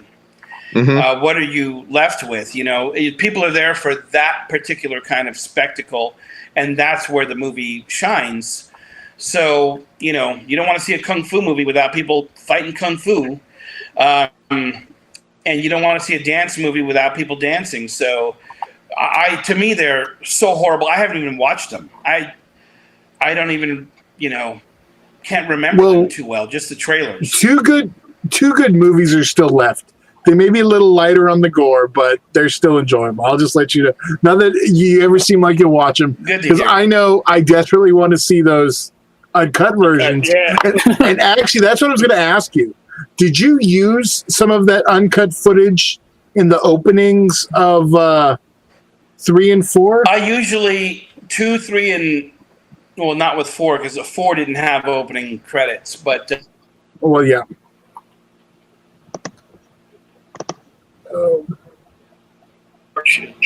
I showed from the first 2.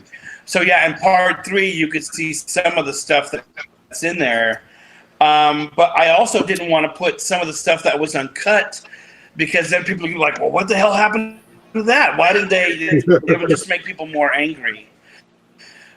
So makes sense.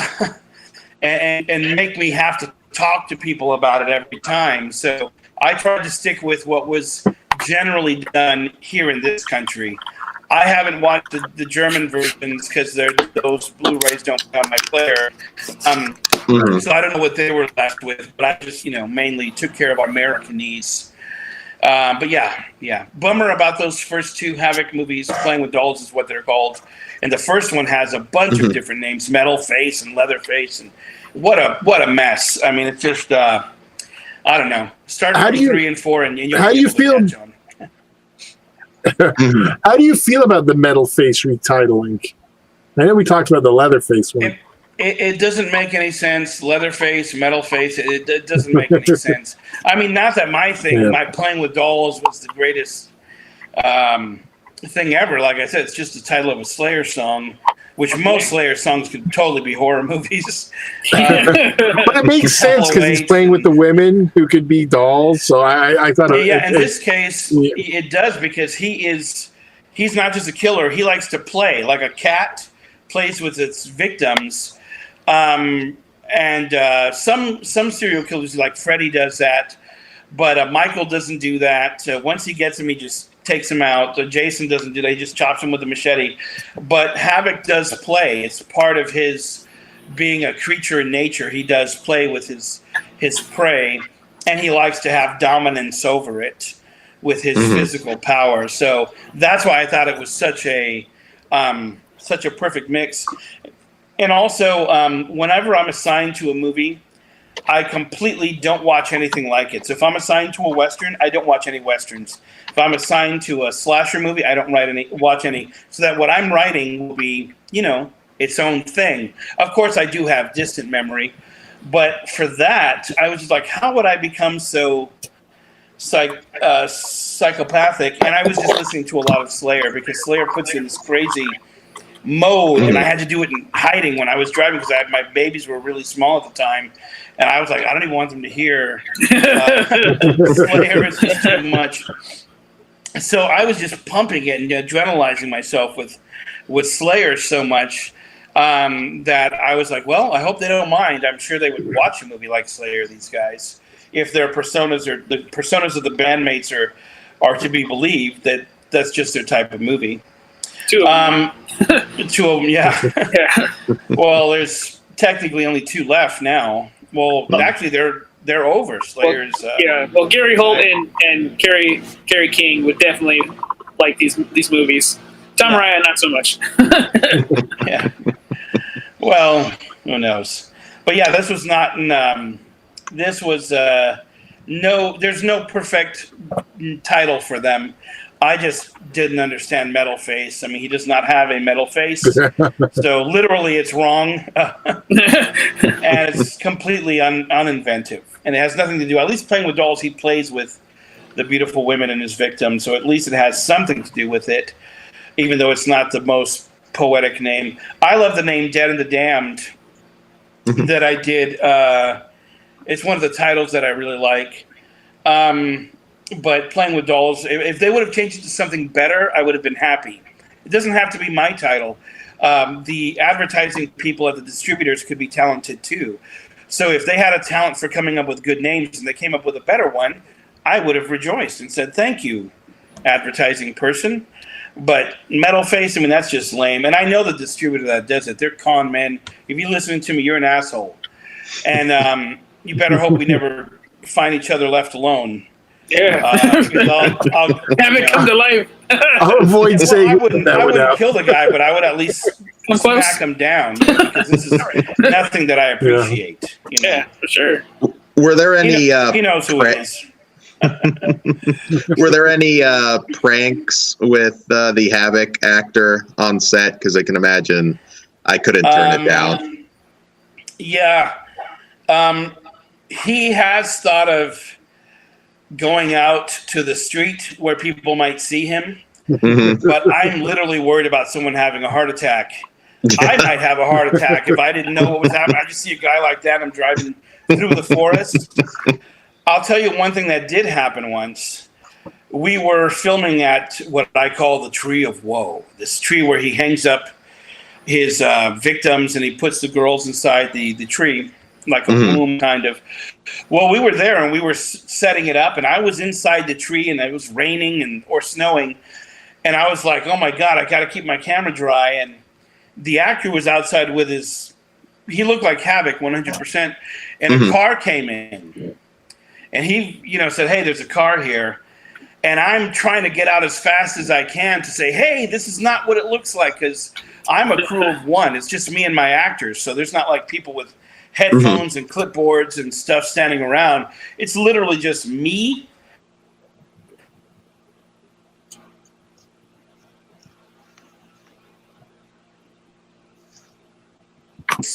The people drove up, saw a tree full of body parts, and Havoc turned around to look at them.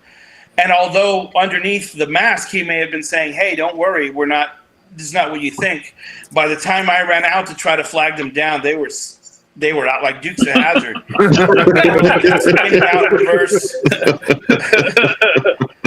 I don't know what they thought was happening. I was like, let's get out of here before the SWAT team shows up and shoots first and asks questions later. And we stayed there. It took us like an hour to break down. It ruined our whole day of filming because we were literally worried about the police coming. But I don't think either the police were too scared to come or those people never reported it. I was like, well, that's bad. That's bad citizens, because there was no indication that was anything but a mass killer in a forest with body parts that look photoreal. And then I came out waving. I don't even know if they saw me. By the time they came out, they were in full, Dukes of Hazzard mode, doing their stunt driving in reverse. And I don't even know if they saw me, but if they did, they would have just seen me waving, hey! I would have looked like the next victim. So that's the funniest thing I remember. We talked a little bit about Richard Tyson, but another actor I wanted to ask about was Michael Perez, another actor who, just going over his filmography, there's so many great films there that I think are not often mentioned, from Streets of Fire to numerous great science fiction films in particular. What was he like working with? Because I know he's been in a couple of your films at least. Yeah, he's great. He's just like a straight ahead. I mean, he is an action hero brought to life. I mean, he's the real deal. Michael is great. And there's no indication that he is not an action hero. Like, if anything were to go down, I would just be like, thank God Michael Perez is here filming this movie. He could, handle this, whatever's happening. So he is just really who he is. And it is great to see an 80s, icon. Although he wasn't the top 3 or whatever, he does have a special place in a lot of people's hearts, and I'm just really blown away with him. And the fact that he still looks so great, like he doesn't look like he's all surgically enhanced like Rambo and all these guys, which I think are awesome. I love Rambo #4. I thought was incredible. But Michael was, I think, still young enough to where he's still robust and strong enough, better shape than I'm in, and he is just a powerhouse. And everything with him is again, it's just easy directing because I just have to worry about being the cameraman around Michael Paré because he's got it all figured out. He knows how to be, and anything he does that's different than what I envisioned is usually better. So I like whatever's best, no matter whose idea it is, and he's always got a lot of great ideas. Yeah, no, he's definitely a childhood favorite. I mean, Streets of Fire, Eddie and the Cruisers. There's a lot to. I'm a big fan of actors like that have pretty much done everything. Hit every genre. And is there a specific genre that you haven't tackled yet that's still on your radar that you'd like to explore? Yeah, well, my favorite is the exploitation movies of grindhouse type of things like Death Wish, which I made Death Kiss, which is didn't even know that was on my bucket list until I knew it was possible. I do have some really good science fiction things that I just don't have the money to make. I mean, people always think I get to choose what I make, and that's not the case. And people always tell me, Rene, you're really doing yourself a disservice by not going to Hollywood and all that kind of stuff. And, because they see me doing all the camera, they see me doing the music, they hear me singing the songs. Some cases I do the fight choreography because I used to be a martial arts coach in my younger years. So like, you're so much more talented than everyone. But like I said, Hollywood's not a talent contest. True, I don't have the tools I need to make truly great work. So I have the tools to make great exploitation movies. So I put my focus there.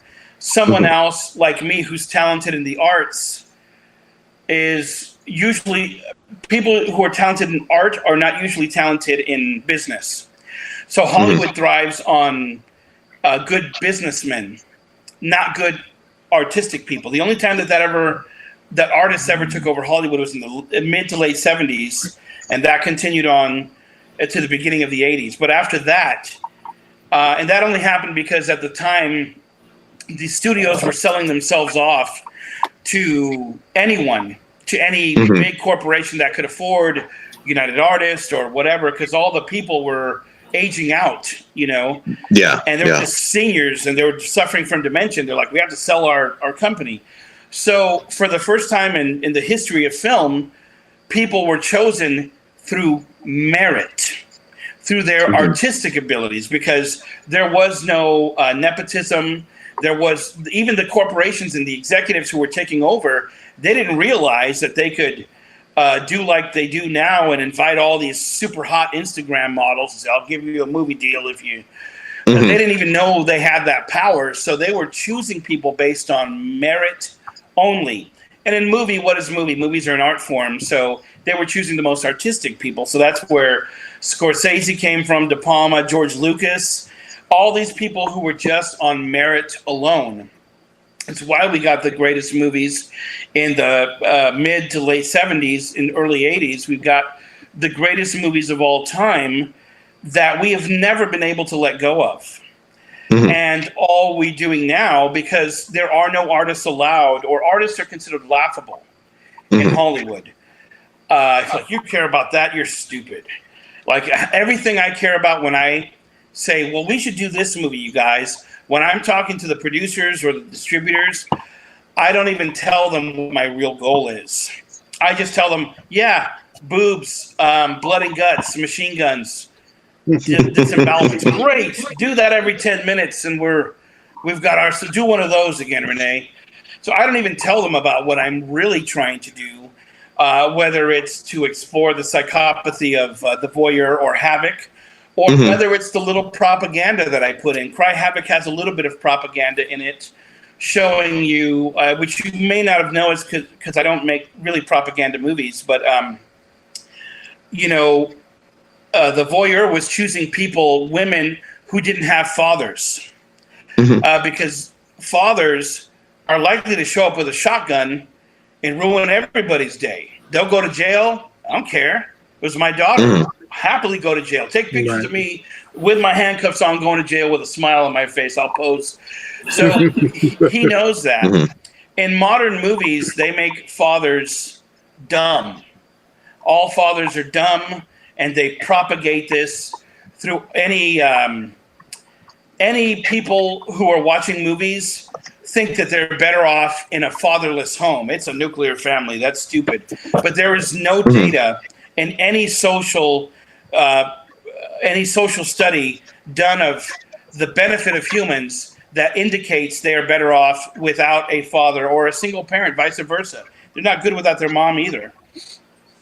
So in Cry Havoc, you see that dad is willing to cross any line.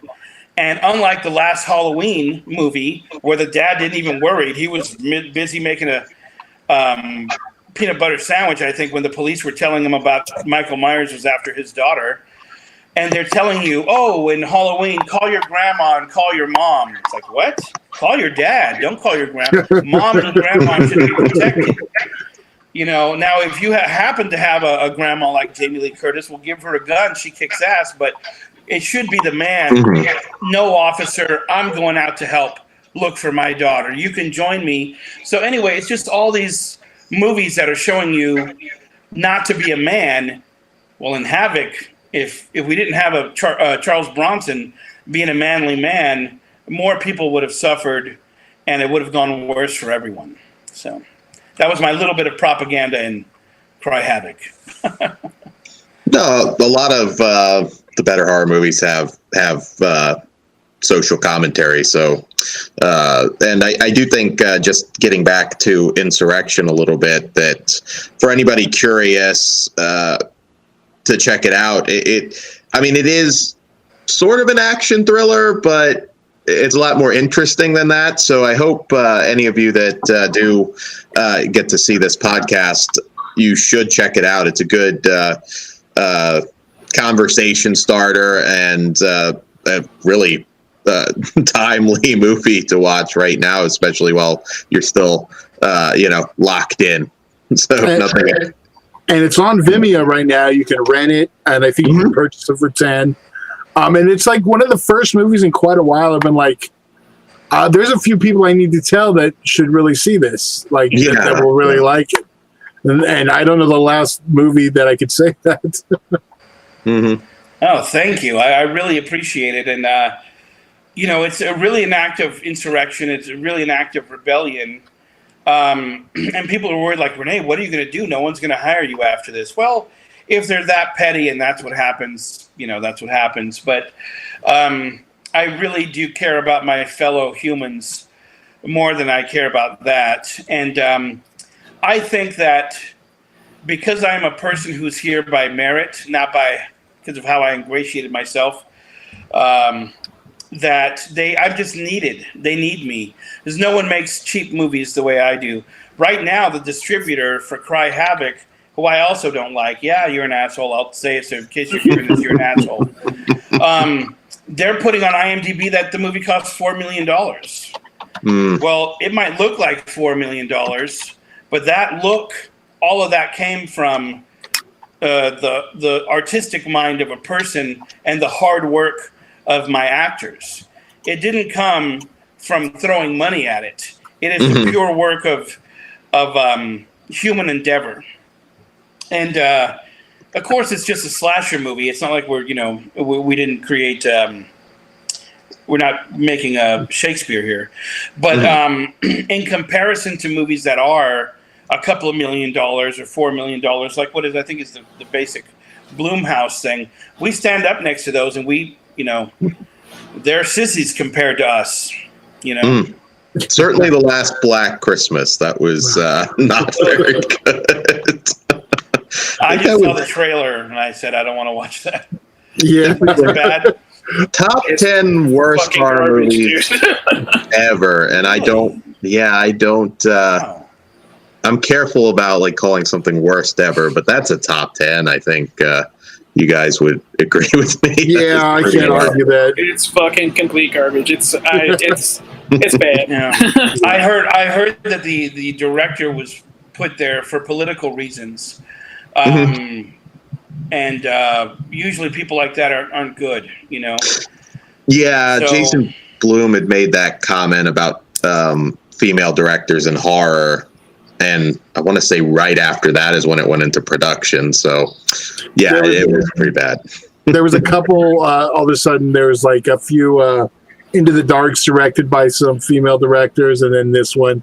It was obviously a conscious thing because of a comment he made that was taken out of context.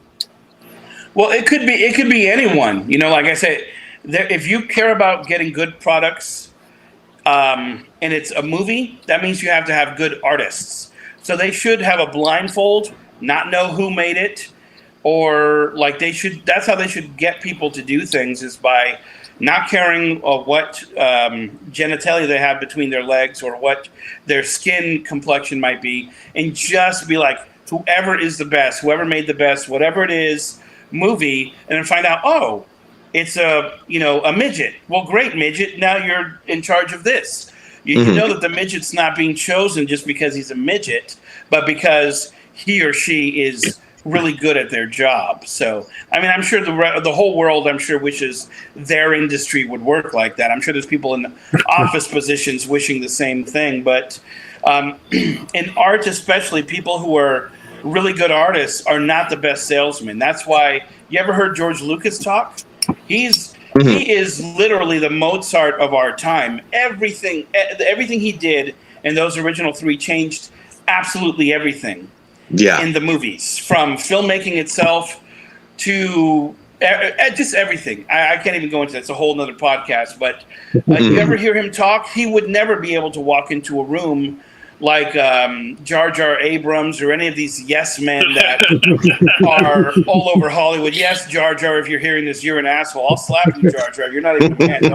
Don't even talk to me.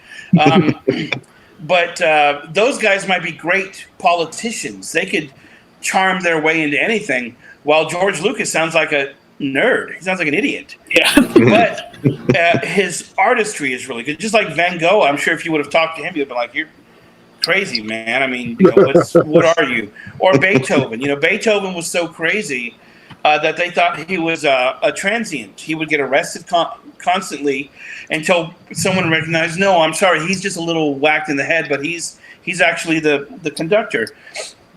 So the best artists are not always the best Hollywood maneuverists. You see these guys climbing their way to the top, but they don't know how to do even a simple form of art. They couldn't sketch a simple drawing. They couldn't write a poem. They couldn't do even the barest, minimalist piece of artwork. And movies are the conglomeration of everything, of design, of illustration, of poetry, of music. So you think that someone who's very artistic, you probably know friends who are artistic. Well, they'd be very good at that job. And we kind of suck at everything else. Like, I can't fix my car. I can't do my taxes. I don't know how to do anything. Luckily I have a wife that feeds me. But I can draw pictures really good. I could play a piano. If you're having a party, I'll jump on the piano and we'll, but artists really only have that worth. That's our only thing that we know how to do. We're pretty useless creatures without it. And sadly, we live in a homogenized world with music. Now, as you listen to music made by people who are good at getting YouTube views, a publisher will say, "Oh my God, that singer has 4 million views. Let's put him or her under contract." Well, you ain't gonna find Led Zeppelin like that. You're not gonna find the next Led Zeppelin. Lionel Richie doesn't know how to market his music. It used to be the fact that you would have to get someone who's good at that particular job and then let the marketing people who have a talent for marketing and sales do their thing. But now it's all just people who are only on the marketing side. So that's why you get movies that look like they were written by focus groups. Like all these things you see on Facebook, they're like, so-and-so is planning on making this movie. Well, that's market research. That's whatever company, Blumhouse or whoever, Disney saying, let's put that out and see how many people like that idea.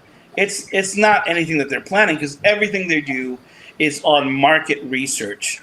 You can tell what the next Star Wars movie will be based on market research and the agenda of trying to make people weak. So instead of having to wait 10 years to become a Jedi, now you can just say you're a Jedi. It's like, well, great. That's great in that fantasy world that Disney's trying to do, but don't claim to be a martial artist that way. You just can't walk and say, I'm a kung fu master now. It takes years of your life to even be a black belt, to be a master. I've been doing martial arts for decades. I'll never be a master because I don't put the time that it takes, the 8 hours a day, because I have a job and I have music and other things that I practice. I'm satisfied at being my level, but they're trying to just give everyone whatever you say, you can just say you are it. And Hollywood thrives in that. You guys are, since 2 people are in Hollywood, right? 2 of you guys? Yes, yeah. Todd and Bugs. LA. And I'm sure that you guys meet everyone saying, I'm a writer, I'm a director, I'm a producer. And they've not done anything.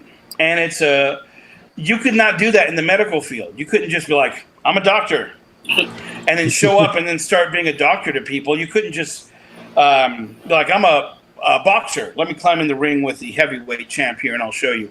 You would have to train. And everywhere but Hollywood, you would have to be a qualified expert.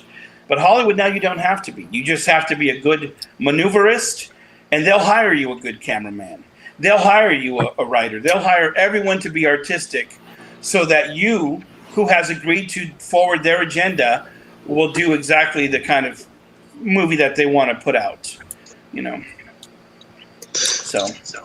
No, absolutely. And just closing thoughts. Is there anything in particular that you wanted to promote that we did not get to? Well, mainly the insurrection, because that movie's very much being blacklisted, and it's. I really think for people's well-being, they should learn these details, because it'll probably never happen again that someone who was invited behind the curtain decides to just say, you know what, I want to let this be known so that people could use their own brains from now on. I really think that movies should be watched. Cry Havoc is simple. There's a built-in audience for that. That's just a slasher movie. I think a good one. I'm glad you guys agree with that. Excuse me. And I'm sure everyone who wants to watch Cry Havoc will watch it. But if you're asking me, I would say everyone, please make sure you see The Insurrection. I know you're used to getting everything for free. I know all movies are free now, and you don't have to rent anything. But the $2.99 that it'll take for you to rent this movie, you'll be seeing something that is unlike anything you'll see. Unlike any movie you have ever seen, because of the information that's being exposed, the secrets that are being exposed.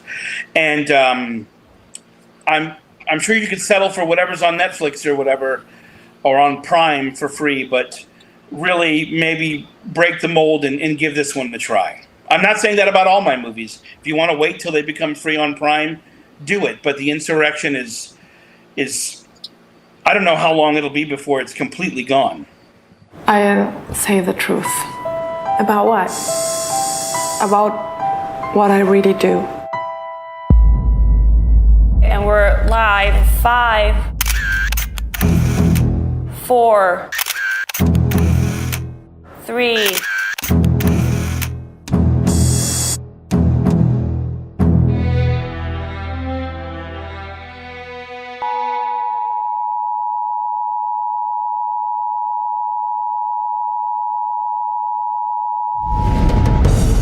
You realize what you just said on a live broadcast?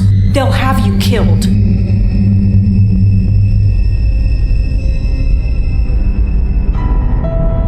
I need you to protect me.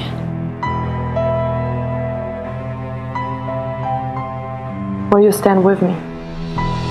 To the death.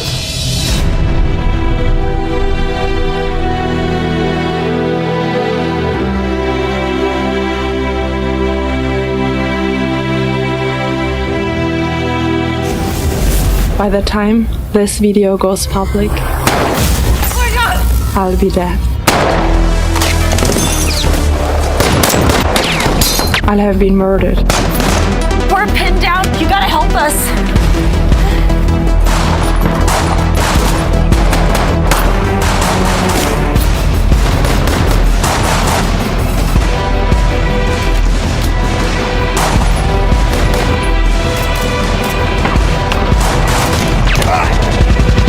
All because I exposed the following.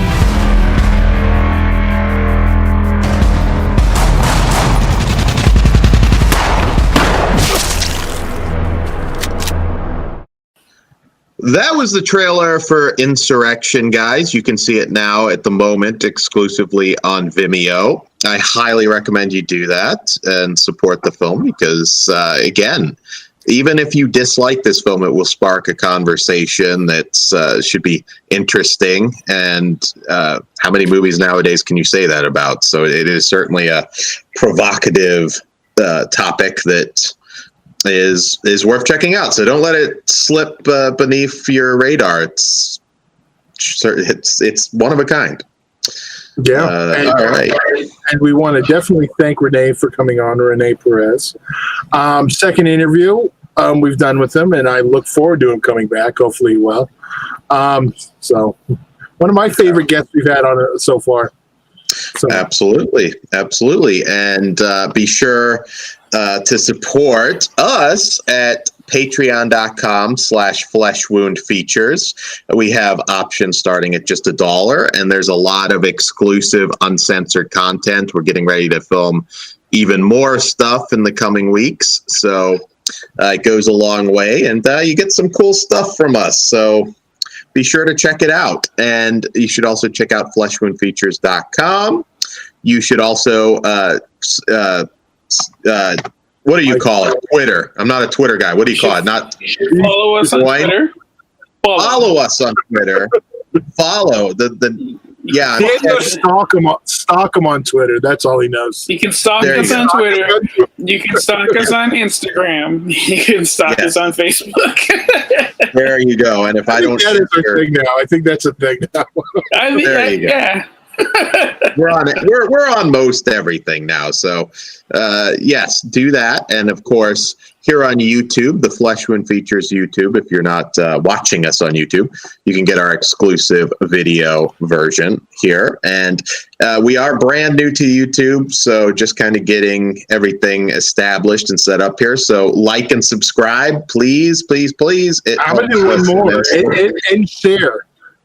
And share, yes, share the links as well because, we're trying to grow it. YouTube's a brand new thing. We were on, Blog Talk forever, so and still are, yes. So you have lots of options. Even if you just listen to us on Blog Talk, subscribe and like us on YouTube. Yes, it'll help us out. Yes, at least just click so you can see Dan's hat. He's so big on it. See the magic. There you go. You're listening, you know how fucking awesome it must be, and you can see like it in all of its glory. This beautiful fucking. Don't make me do it, Dan. We're almost done with the show. All right, I will. I will stop. And also on Facebook, join the Facebook group Horror Cartel, the Flesh Wound Radio group, or we'll cut off your fucking head. And like the Flesh Wound Features Facebook page. All of that you can do really helps us a lot. We appreciate it very, very much. And that's all I've got, guys. I will see you back here soon. Good night. Good night. Namaste. Peace out.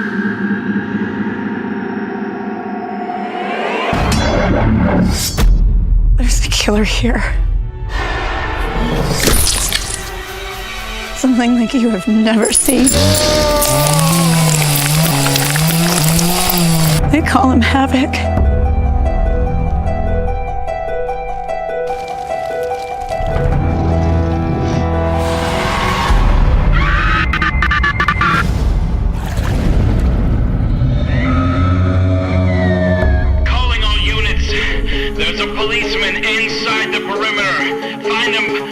disrupts havoc.